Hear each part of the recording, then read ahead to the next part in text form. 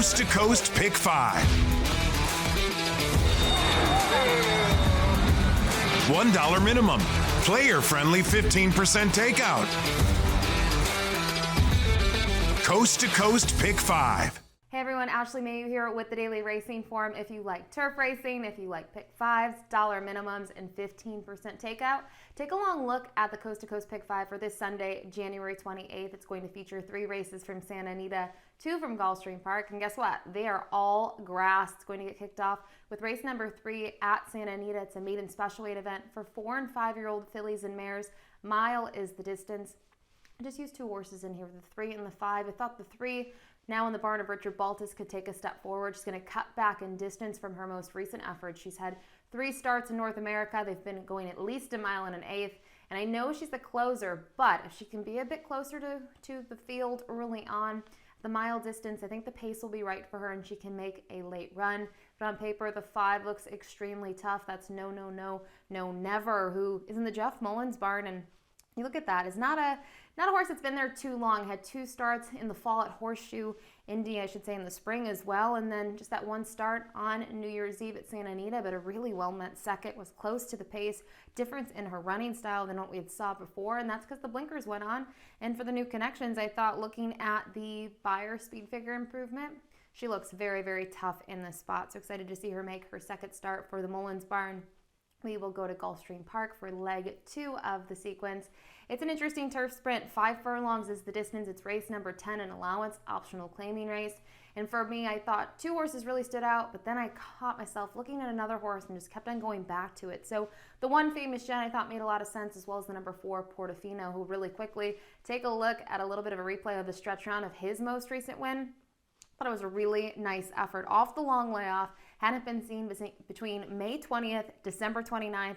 Takes some gate to wire, almost equals his best figure. And I think, it's a starter allowance that horse was in. This is a good spot to find himself back on the grass. You might get a good price. Joe Orsino's had a great meet so far, and Jose Ortiz sticks with him here. So those are the 2 that stood out, but I kept on going back to the 12, highly flammable. And listen, post 12, I do not like at all, but I do like that Paco Lopez is climbing aboard. I think the trip last him out was not conducive for him at all. At the 5 furlong distance, he was way too far back. And then he made that late run. He finished 7th. He only missed by 3.5 lengths. I'm just hoping that he can be a tad closer, because look at his races in the summer in New York. I know they were going further, but some really nice efforts from him. So 1-4-12 in the second leg of the sequence. We'll stay at Gulfstream Park for race number 11.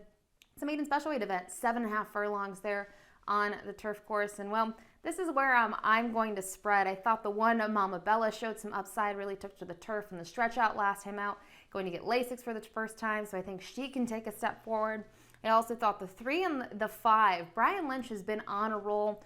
His numbers with first-time starters, they're not great, but these 2 daughters of Oscar Performance, you can see, have a really stellar workout tab. He secured good riders for both of them. I thought, they might offer some value in here, so I used both of them. I couldn't use one and not the other.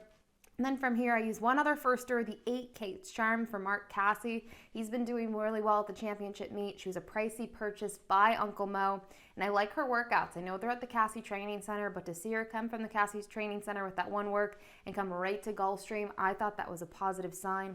And then finally, horse to beat on paper arguably is the number 9, Yes to Champagne. Blinkers on. First time Lasix, was forward in that first start on the turf, which was locally at Gulfstream Park, and she just missed by a length and a quarter. So going from a mile and a 16th to the 7.5 at Gulfstream, it is still 2 turns, and I really think she could be tough in this spot, but you never know when there's so many first-time starters. So I did spread in the 3rd leg of the sequence. And now we'll dive back to Santa Anita for the last 2 legs. Race number 5 from Santa Anita, 6 furlongs on the turf course, 4-year-olds and upward, for this $25,000 claiming event, non-winners of 2 life. For me, when I looked at this race, I narrowed it down. I'm going to use the number 2, Street Humor, who I think looks extremely tough off that most recent race at the level that was going at 6.5. The 6 furlong distance I don't think is going to hinder this one at all. Then I'm also going to go all the way down, go towards the outside, and I tossed in the 10, Take Action. This one out of the Richard Mandela barn was 3rd, was right behind Street Humor last time out, so I think that's going to be a key race to look at for this 4th leg of the sequence. And then finally, to wrap things up, it's race number 7 at Santa Anita. It's on the downhill. It's the $100,000 Clockers Corner. When I looked at this race, decided to single. I'm going to single the number 1 in here. Mucho del Oro. We'll take a look at his most recent win, and I just thought this was a huge performance. I know it's a compact field, but blows by them, a 99 Beyer speed figure. The big question for him, though, that's all the way back in June, now going to make the first start for Doug O'Neill, who claimed that one for $50,000. Not sure what to make out of that, but Barton does very well with the long layoffs, very well first off the claim. He draws the inside. It's kind of a monster on the downhill, so I am going to single here with the 1. So you can see my ticket here. It's going to be a $60 play this Sunday. Best of luck. Like I said, if you love turf racing, this wager is for you.